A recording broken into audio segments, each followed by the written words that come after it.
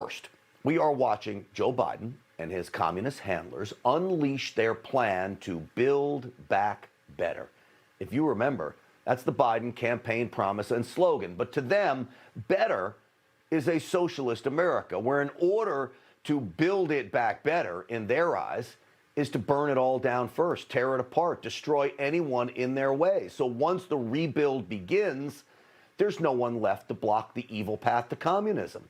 A totalitarian society where government is in complete control. It's what they want. They call it the Great Reset. But why would you want to reset the greatest nation on earth if you didn't want to transform it into something else? So how do you go about remaking America? The Democrats are showing us how, right before our eyes, right now. First, you silence your strongest voices of dissent. There is no stronger voice than President Trump. The left vaporized him and so many others from social media. You hit your enemy in the pocketbook. Deutsche Bank and Signature Bank announced it would no longer conduct business with President Trump or his companies.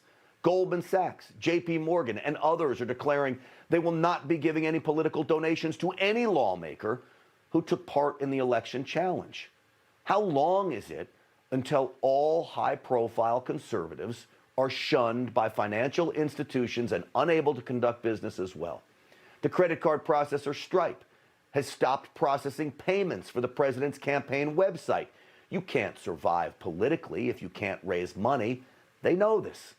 Forbes declared any company that hires one of the president's former spokespeople will be considered a company that, quote, lies. You see, when your political foes have powerful messages of freedom and yours is one of government control, you must remove any ability for your foes to communicate with the masses. It's what they're doing to us. It started with the censorship and, quote, false claim warnings on social media. When that doesn't work, what do? You kick them off those platforms and then extinguish the competition. That's what they did to Parler. My prediction is you will start to see conservative podcasts removed from Apple and other outlets too. Cable companies like Newsmax and One America News will come under increased pressure to, quote, change the message or risk being banned by cable and satellite providers. It all amounts to political extortion. I fear we are witnessing the start of an aggressive campaign to obliterate conservatives and their messages. And is using that platform as the President of the United States. He and his account should be taken down. So you won't take down lies, or you will take down lies? The big question, why not act more immediately against Trump and his co-conspirators? All these companies have the right to say, I don't want you on my stuff. Disinformation would not be at the scale that it is today without Mark Zuckerberg.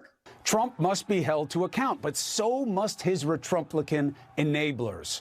Unity is not a one-step process here. You cannot forgive and forget. Well, you see, it's been going on for a while. And of course, the key step, by the way, in all of this, in this path to a socialist society, is to take away the people's guns.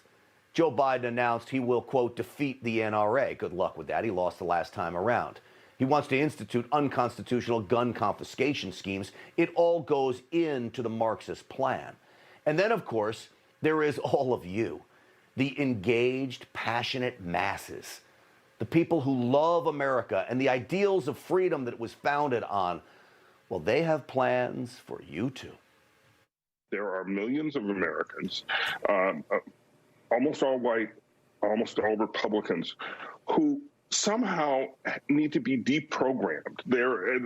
It's as if they are members of a cult, the Trumpist cult, and who have to be deprogrammed. Well, if you're loving freedom, giving everyone equal opportunity, believing in myself to make better decisions for my family than government, if all of that is what you are, it's what I am, well, then I guess it's a cult. Count me in, right? I'm sure the British thought our founders were part of a cult too when they risked their lives and livelihoods to stand up to tyranny as well. And this idea that we all need to be deprogrammed, I would argue to those on the left that they are the ones that need to be reprogrammed. reprogrammed to embrace individualism, entrepreneurship, patriotism, and yes, limited government. You see, followers of leftist ideology need to also be reprogrammed to have confidence in themselves. Instead, they are being trained to be weak by forcing them to rely on government for their sheer survival. Stimulus checks, bailouts, Medicare for all, free school.